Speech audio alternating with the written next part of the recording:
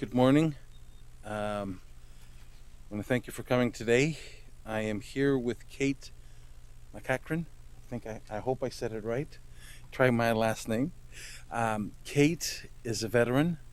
She's walked close to 1,700 kilometers. She wants to raise awareness for post-traumatic stress disorder. She began her walk on September the 3rd in what she calls the long walk home. Kate is a mum of a 10-year-old boy.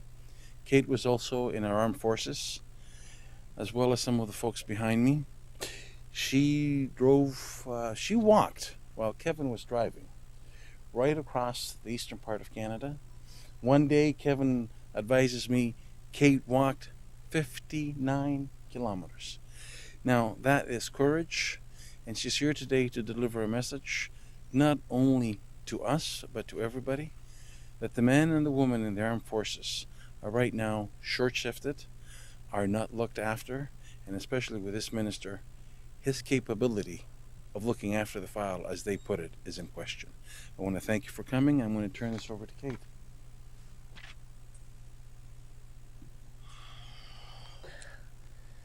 So here we are. I made it to Ottawa. We made it to Ottawa. 1,861.1 kilometers I'm at today. Stepped off on this journey with one thought, one idea, one ideal, and one mission. Break the silence, gain awareness, bring attention to our soldiers, sailors, and airmen, and more than that, to our paramedics, to our firefighters, to everyone, to PTSD. When I stepped off, I was alone. Today, I step in with thousands of people behind me. A lot of people have asked me why I've done this. What would inspire someone to walk this far, to take an endeavor like this on? Well, it's easy. I was tired. I got tired of losing my friends. I got tired of burying my friends. It's time to make a difference, and it's time to start walking the walk and not just talking it anymore. Thank you very much. Kevin, besides being support to Kate, you were also there along the way, and you've seen the aches and the pains, and you're a vet yourself. You told me that you were in Afghanistan, and I'd like to invite you to say a couple of words.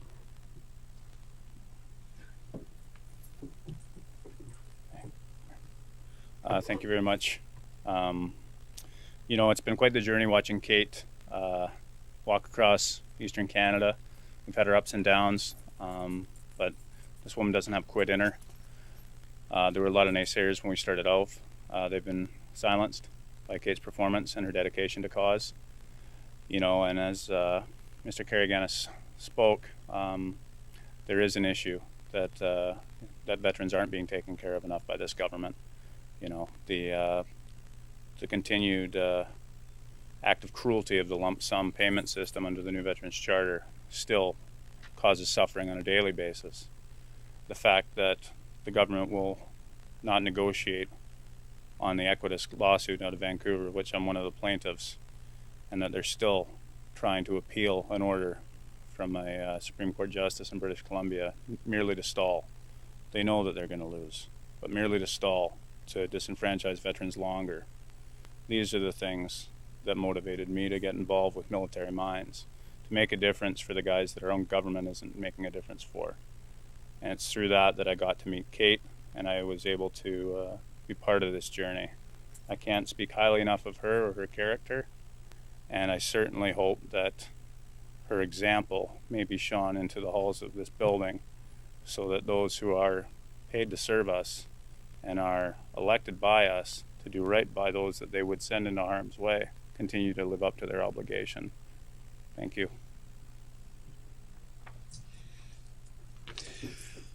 The servicemen and women of this country, whether it be police officers, RCMP officers, paramedics, firemen, as well as military. They are there to look after us and they're to serve us. However, the men and women of the armed forces, they join, they give, and they give. And it's not a 9-to-5 job. And it's not a job, oh, this is dangerous and I'm not going to do it. You're told to do something in the military, you step forward, and it doesn't matter what it is, you pull through and you do it. And it's not at 5 o'clock, you ring the bell or you punch the clock and you go out. This is a 24-hour job. They're there to keep us safe, and they're there to look after us and to uphold democracy and our ways and our values throughout the world. I, as a member of Parliament, have voted for and sent servicemen and servicewomen in harm's way 3 times. Once in the Gulf, once in Yugoslavia, Bosnia-Herzegovina, Macedonia, Fyrom, and Albania, and one in Afghanistan. I've also lost a member of my extended family in Afghanistan, Sergeant Kate Karygiannis, in 2007. And I've had an opportunity with this file to speak to families that knew him, and it brings it home. But however, I think that we need to support them, and I want to invite up to the podium Chris from Military Minds for him to tell us a little bit of the work that he's doing and the work that Kate and Kevin are helping him with. Chris? First of all, I can't express how proud I am of Kate MacEachren. Such an impossible goal that she proved that can be done. A bit of fortitude and drive. Military Minds started as just a YouTube video and then a Facebook page, and it just kind of snowballed into something bigger that I don't even have control of anymore. We've come from very humble beginnings, and we remain humble throughout. And our mission is only to break the silence and let people know that they're not alone in their fight. So that said, what Kate has given us is a gift with the money raised, that we're able to take the formula of what we do on Facebook and online and actually do it on the ground and actually meet with these people and have meetings and hook them up with different resources. So that's the gift, and that's what Kate has done for us. So her work will be amplified, for however long and however many people will be affected by her work. So that's pretty much all I got. Thank you. Again, I want to thank everybody for being here, but I think the last word belongs to Kate. I see she's got tears in her eyes. I'm not sure if they're tears of joy or tears of sadness, but I'm going to say thank you from my behalf. Kate, I think you should step forward. We need to thank you. We need to say thank you to the servicemen and women of our country for being there for us. Come on, Kate.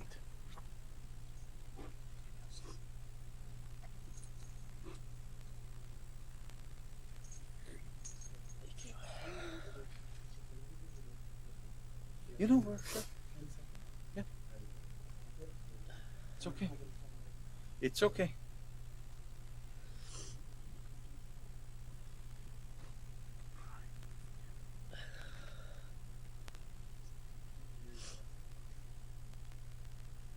Just waiting.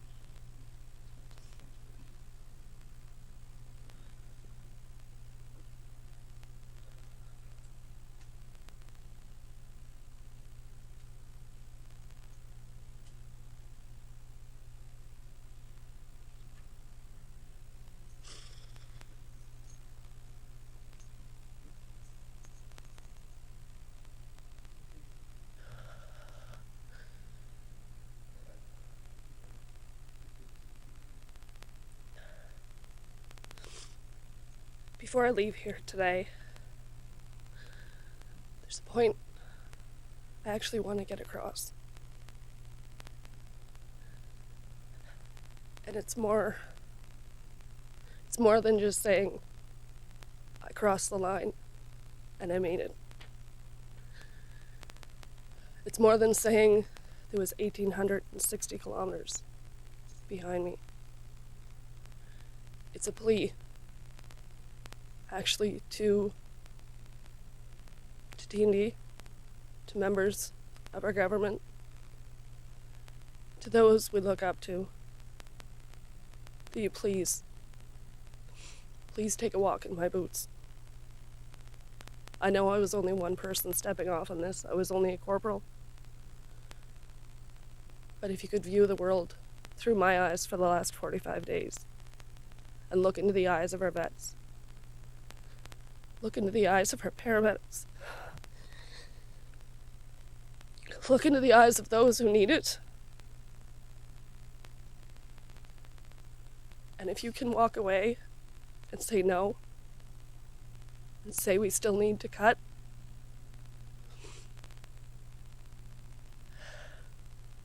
I don't even know how to respond to that, because you can't. Just please open your eyes is all I can ask at the end of this. It's changed my life, and if there's one message that I can send, it's to please open your eyes, and please look into a vet's eyes before these decisions are made. Thank you. Thank you all.